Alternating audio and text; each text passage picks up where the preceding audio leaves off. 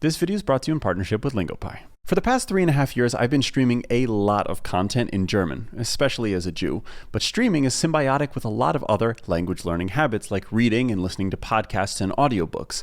But is streaming TV shows and movies able to unlock speaking in another language? Well, when done the right way, streaming can be what's known as a keystone habit. These are habits with disproportionate impacts on other areas of your life, and this also applies for language learning. Think about exercise. In order to get into or stay in shape, you probably also need to eat healthier, and you want to look more presentable when you go to the gym or go outside, and you'll need to shower more. One habit has ripples across the rest of your life. Identifying keystone habits, on the other hand, is not so easy, but when you do so, they can really improve daily life, whether that's in school, the success of a company, and yes, also language learning. So then what's the keystone habit for speaking a language? Well, according to conventional wisdom, you want to speak a language? Just start speaking. But that's not the whole story. Having a conversation in another language requires you to have command over hundreds, if not thousands of words and how other people use and pronounce them. And maybe you're outdoors walking with a friend, so you have city noise distracting you, or there's music playing at the dinner party that you're at. Sounds a lot like a TV show, no? And this is where streaming comes into speaking.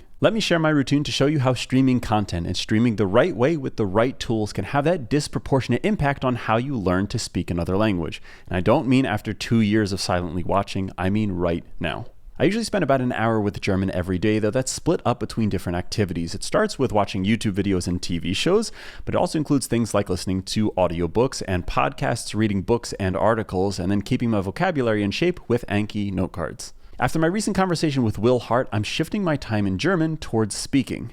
I mean, come on, when you're trying to learn a language and come across a quiet British medical student who learned Mandarin to conversational fluency in the amount of time that you've been studying, you should take note of his advice. After our conversation, a big part of the shift means that I'm speaking more. That means I'm working with language partners and also building out more closed deletion type cards in Anki based on Will's experience. But I'm also shifting the way that I get language into my head, including streaming. A few months ago, I watched the award-winning show Dark on Lingopie, and now I moved on to the show Achtsam Modern, because good language learning begins with high quality and entertaining content. If you're not sure where to start, I recommend Lingopie, the sponsor of today's video. They are a streaming platform built from the ground up for language learning. They cover 11 languages, have 3,000 hours of original content, and that's whether you are just starting out as a beginner or you want to find something a bit more advanced. They have integrations with Netflix and Disney+, which means that the best of the world's content can be used for immersion and language learning, and that's exactly how I watched Dark and Achtsam Modern. Entertaining content is important for language learning because it keeps you watching, and high quality here means that it's focused on my specific goals, in this case, speaking. What I like specifically about Dark and Achtsam Modern for German is that they're highly conversational shows, and they also talk about topics that I'm somewhat interested in the forms of physics and meditation.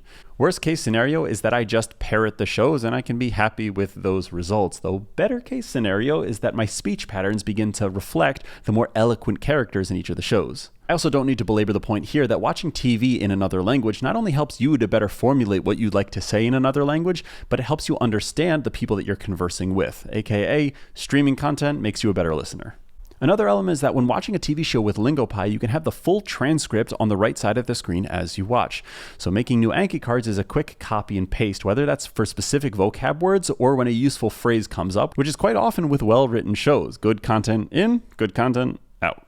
Beyond just spending more time streaming as a way to focus on your speaking, it's helpful to have specific tools so that you can hone skills as you're streaming to speak. And that's where two specific features of Lingopie come up, the loop feature and the say it feature. The sign of a good tool is when both beginners and non-beginners can find a use for it.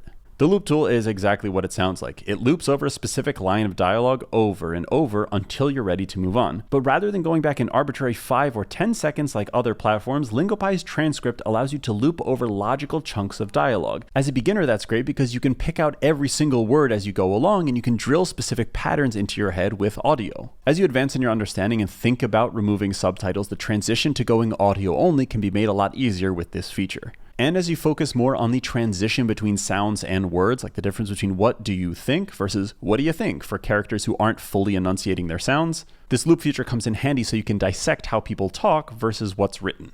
And as you think about speaking, rather than just saying something once and then moving on, you're able to repeat something over and over to shake off the new car smell out of the word or the phrase until it just rolls off your tongue. The second feature is called Say It, and it's like having a loving AI grandmother to rate your pronunciation of a specific line of dialogue from a show. It's a simple enough feature, but the inclusion of feedback really pushes me to focus on pronunciation. The score from 0 to 100 is a nice touch of gamification in language learning. In other apps like Duolingo, the point is for you to play a word game for as long as you can, and hey, maybe you'll pick up something about another language as you go. But make no mistake, they want the ad revenue from your time and attention, not your proficiency in another language. This Say It feature in Lingopie gets you speaking, and it has feedback incorporated via the score, which you can try to push higher and higher as you watch. Besides just discovering that you hate the sound of your own voice, there's a useful thing that happens when you listen to your voice through headphones or speakers. It gives you a very powerful perspective shift when you're trying to improve your pronunciation. What I also like about this feature is that when you're watching something alone, and if you're comfortable with it, you can pretend to be a voice actor and really exaggerate your pronunciation.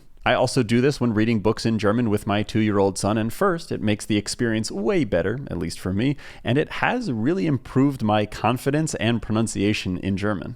Ich will rausschleichen, aber sie hält mich fest.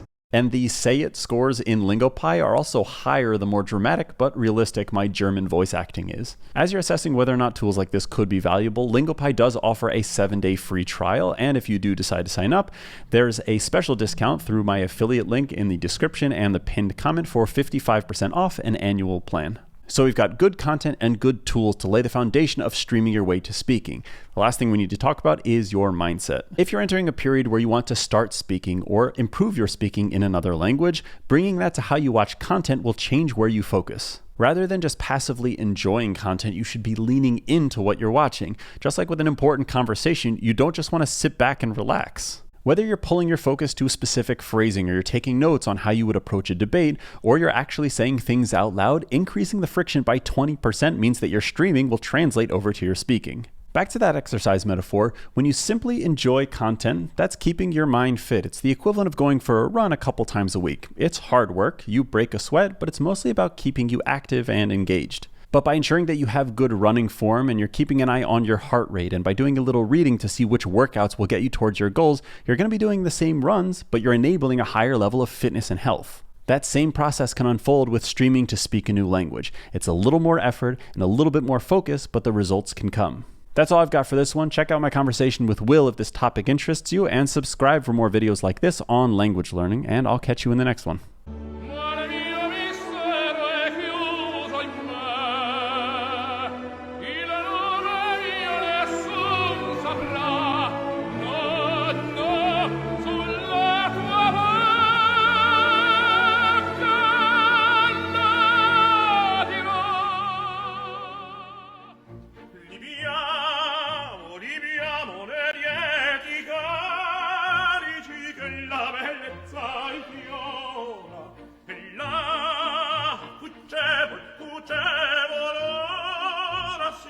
Sia voluta